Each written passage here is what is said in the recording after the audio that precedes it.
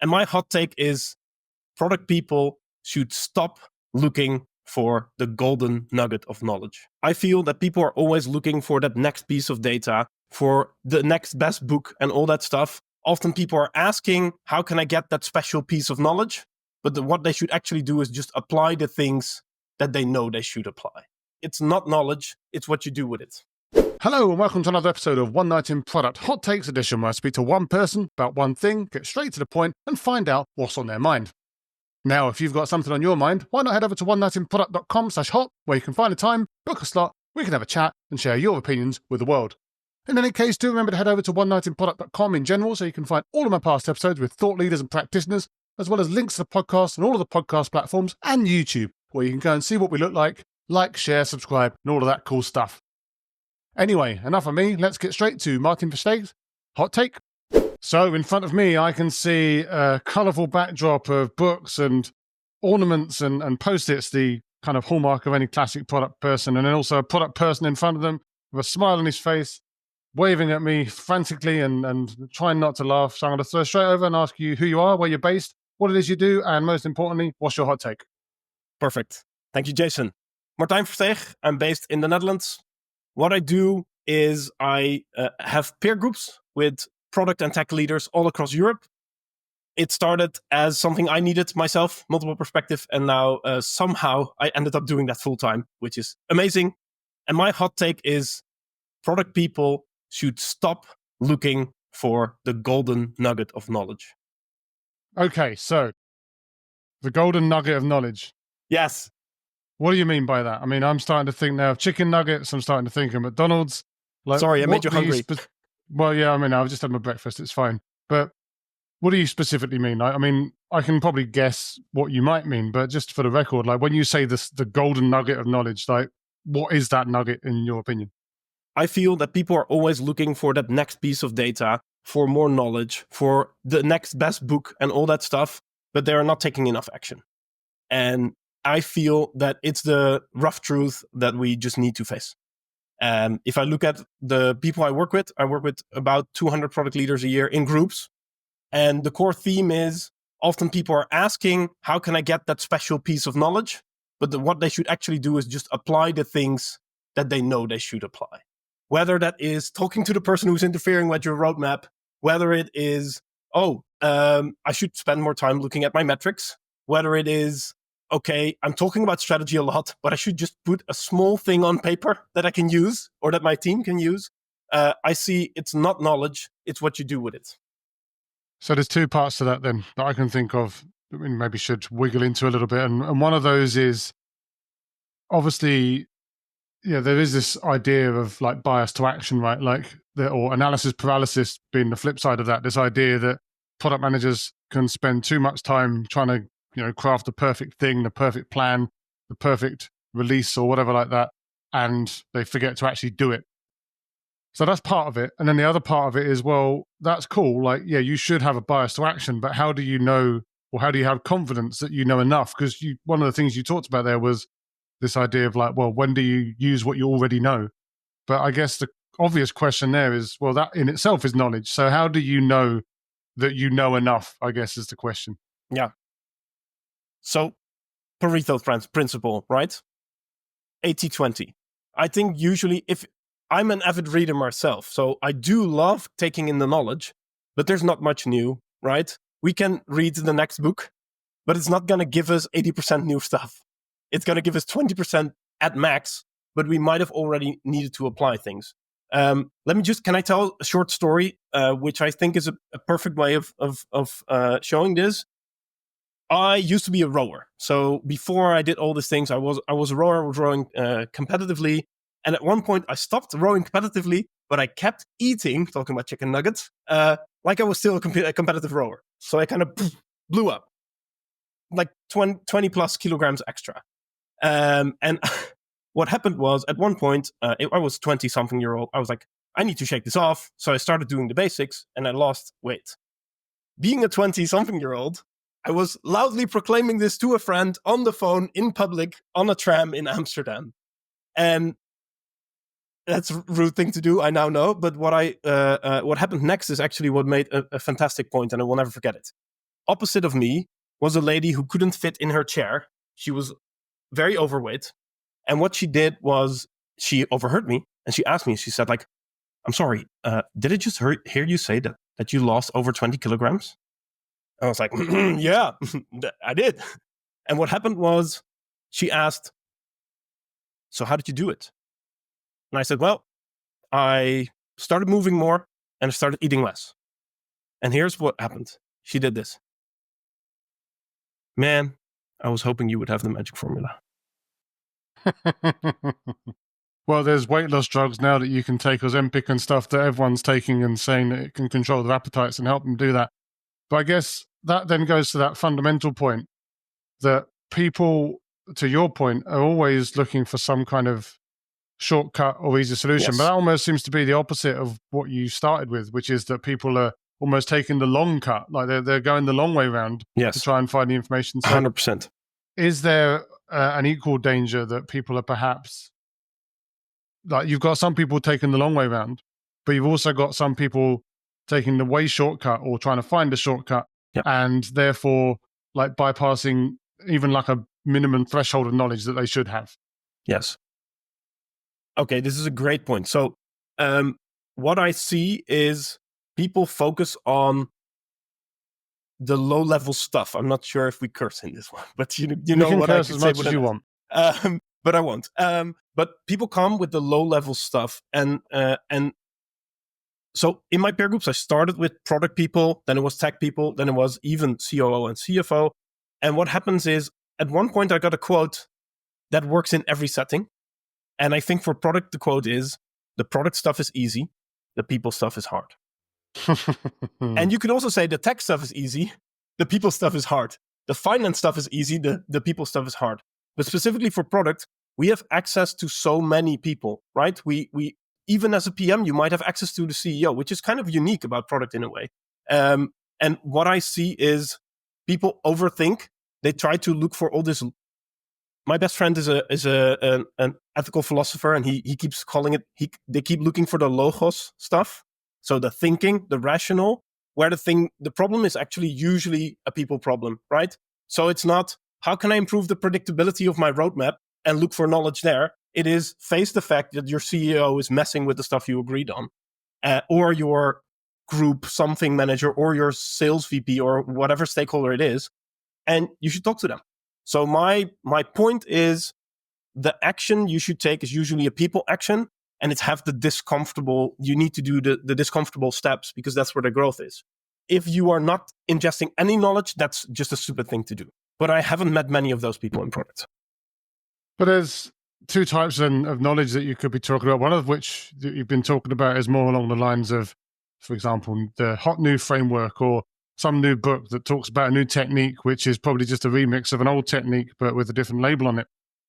There's that type of knowledge. There's the kind of the fundamental craft knowledge, which you seem to be implying maybe some people are just always trying to find that next cool framework or canvas or whatever. But then there's also the fundamental knowledge. And now obviously you talk about people, but there's knowledge about people as well, right? There's knowledge about how these people work, what these people want, how they're motivated, their hot buttons, what's on their mind. And then there's also the contextual knowledge that you need to have of your organization. And there's the contextual knowledge you need to have your market, your customers, your users.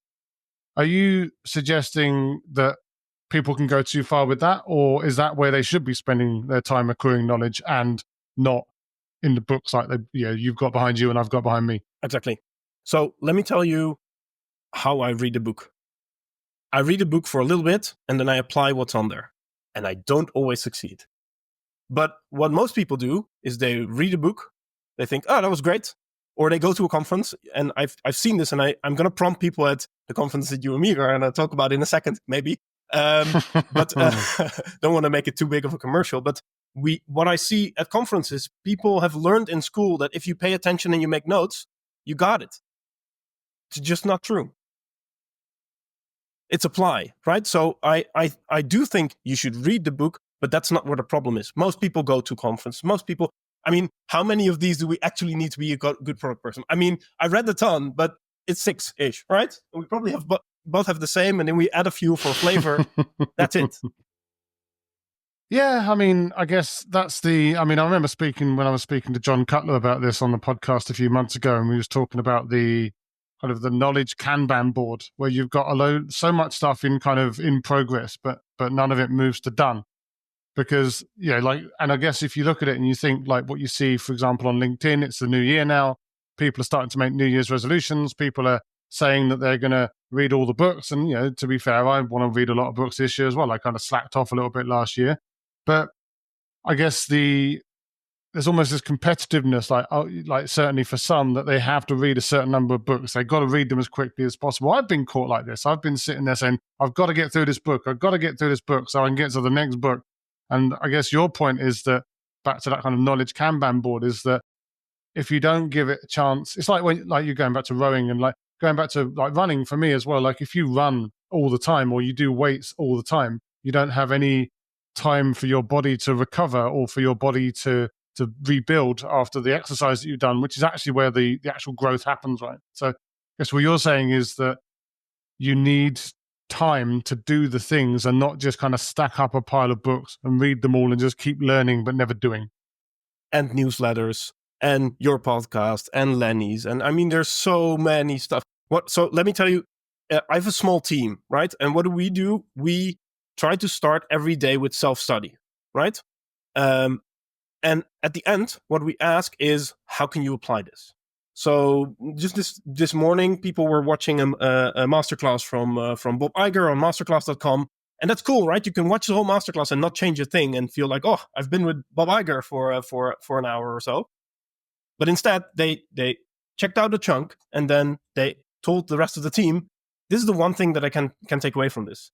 We practice this in the peer groups as well. And since I've been doing this, results of people have just skyrocketed. So we talk about these cases and it's always like, I gave some examples already, but it's like, it could be as practical as how to do metrics in a B2B context, or it could be when do you decide to train a PM, when do you decide to let go?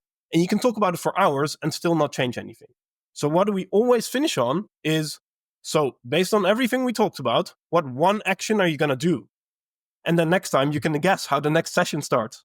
So if people listening to this, and even if one person, like we said, we had a pre-chat a little bit, even if we can get one person to take an extra action, that would be successful use of my time. So my suggestion to everyone hearing this, but also to you, Jason, is next time you start studying, cut it short 5 minutes and ask, how can I use this? How can I apply it? Because you're going to see like another no curse word ton of response. But I think it is important to, and something I've started to try to do is at least take some notes, on my phone or whatever, like after I've read a few chapters or whatever. I mean, obviously, it's always a glorious thing if the book has, especially if you're like interviewing the author, it's always a glorious thing if the book has like notes at the end of each chapter for you, which, kind of helps you. But there's this kind of idea. I was chatting to someone yesterday, actually, with someone I'm working with, around this idea of like, she writes like, even if it's not her job to do it, she writes the kind of notes down. She'll send a summary around of the meeting afterwards. And now you could sit there and say, well, that kind of sounds like maybe one of those things that people, like especially women, kind of almost fall into, like being the note taker because all of the men are just ignoring them or whatever. But she says she does it for herself. Like she does it because it helps her to understand and reframe and play back what was said, which means that she can then more effectively make sure that she's understood it and that she can move on. And, you can do things like type it out. That's one thing. But obviously there's the idea that I've seen going around that actually if you write it with your hands, like with your handwriting, it can be a little bit more sticky in your brain or whatever, but just some way of playing back rather than just doing the thing. And I'm sure you have this as well. Like you go to a webinar or something like that, maybe even listening to this podcast, you pop it on, you put it onto 1.2 speed or whatever, you listen, you kind of nod along a little bit, you get to the end, you're probably, if you're not like walking or something, you're probably doing something else at the same time. You get to the end, you've technically learned the thing in air quotes, but you've not actually done anything with it, and you just move on. So do you have any techniques then in mind, apart from just saying to do a thing, like take an action? Like are there any specific techniques that you I use? want to say so many things on this. So one, chunk. It's a basic psychology strategy, chunk things. Make it shorter and then apply. So I murder my books actually. So most of these have like pen stripes in them, like underlining the things. But I will try to turn them into an action immediately. Not when I finish the chapter, not when I finish like the book, but immediately. That's one. And it's interesting because you would feel that action is an easy word, right? But it's something that immediately changes. So if I'm reading about a new, I don't know, marketing strategy, I'm going to see how can I immediately apply this in the smallest possible form. It's not teach someone else, right? That's a good way to remember something, but knowing something, again, it's not, there's no value. If you would, you're a runner then, right? If you would know the exact route of the marathon, will they give you a medal? Not at my age and not at the pace that I run, but you need to run it. But yeah, but at the same time, though, one thing that I have done in the past is, because I've run a couple of marathons in my time, is run parts of the course so that you know what's coming. So you know when the hill is coming, or so you know where the tight bits are, or you know what bits are going to be more challenging. So I guess you could argue that, like, even if you don't take actions, just the simple fact of experiencing a thought or a set of thoughts is enough to at least get you, like, to activate some neural pathways, so that, like, the next time a situation comes up, even though you didn't do anything, you'll be like, oh, hang on a minute, what? I know vaguely about this. I need to go back to that. Like, is there anything to that? No, you chunked it, actually, basically. So that's what you did, right? You took parts and you did it. And I think that's a great way. But there's another thing. I think the second thing is people make things too big. That action is so big that they're needing a whole day. So chunking is there's more to. So I want to talk about this for an hour, but let's not do that. But what I absolutely believe is most people, even the CPOs, even the like scale-up founder CEOs that have been with their companies for 10 years, they think action is always this, right? When you like, one of these trigger words for ginormous actions is strategy, right? I want to start making a better product strategy. And then they're like, oh man, I need to find a 5-day gap where I can do all of this. And then I have this document of 50 pages. It's small. Make it really, really small. And then second is forgive yourself if that small action stops, right? Just to go back to, so you have this New Year's resolution about the books. One of the things that I feel very comfortable about is if I do my ab exercises and my push-ups every day. You wouldn't believe how many times I've fallen off the wagon with that habit. I'm only human, right? There's a couple of robots, and if you're that, like, fantastic, and I'm jealous of you. But most of us humans, we fall off the wagon even on the smallest actions. And that's the second part. So the one part is chunking, but another part, it is super important to be forgiving to yourself and give it another go. Of course, if you always stop for the same reason, iterate. It's not that different from software and product development. But I do believe a big thing is forgive yourself. Don't say it needs to be perfect streak. I've seen people done like, I need to meditate, and then they had used like Headspace, and then they had this streak going on. And it was 100-something days, and they missed one day and they stopped. But this is a problem of gamification. I mean, I had that. I at one point had like a 500-day Duolingo streak or something going on, and I was really excited. I was top of the leaderboards, better than all my friends, and all of those things. And obviously, Duolingo loved me. The little bird was waving at me all the time. And then one day, I just completely accidentally, don't know what was on my mind, because it had become such a part of my daily ritual. I dropped off the wagon. I missed the restreak thing or whatever, and I know it's going to sound stupid, but I kind of felt crushed, like that I'd lost it, and then I gave up. And it's exactly as you say, like you make it hard on yourself. You make it like, well, if you're not perfect, then whatever. But I guess there's also this kind of psychological thing that, not maybe push-ups, but there are push-up apps as well. Like, there are push-up apps that do progressions of push-ups. And if you fall off the wagon for too long, then you start to think, oh, well, why would I bother doing that again? Your mind just gets into a different mental pattern, I guess. And I know what you mean. I know what you're saying, but I guess it's just human psychology, especially when everything is becoming so gamified and growth hacked these days, that it kind of almost makes you feel bad for missing it. And what's the point? I'm not going to make that streak again. I'm not going to get another 500 days of Duolingo or whatever. So I might as well just go and do something else instead. So that's when we need better reasons. So all these apps are great. I mean, one of your books also, Near IL, right? Hooked. Yep. Yeah. So that they're good at our, we can put it out, both of that. It's on my left here. So there you go. Sorry, just kidding. But apps are really good at hacking our behavior if we don't have a stronger reason. Yep. If we have a stronger reason, then we can do it. And this is where coaching comes in handy. So let's, for 1 second, sometimes people call me a coach. There are spiritual coaches. I think it has to do with a lot of less people going to religious practices, and now there's a spiritual need. I don't consider that the word coaching. I think it's spiritual worker, not associated to religion. Important. But a coach from the sports perspective is someone who helps you achieve the goals that you want. Someone that measurably improves you. And sometimes if you want to achieve something, a coach can help you strengthen that reason, right? So I think for some of those things, if you have trouble getting in action or staying in action, a coach, and it can also be a friend that does that, right, is super helpful. No, here. Obviously, I'm all in favor of coaches as well. But that's a whole different discussion. Now, we've spoken about a lot, and there's obviously some actions that people could take, but some of those actions could include connecting with you after this. So, if they want to do that, find out some of the stuff that you're working on, how maybe you could help them in the future, where can they come and do that? So, best of all is to find me on LinkedIn.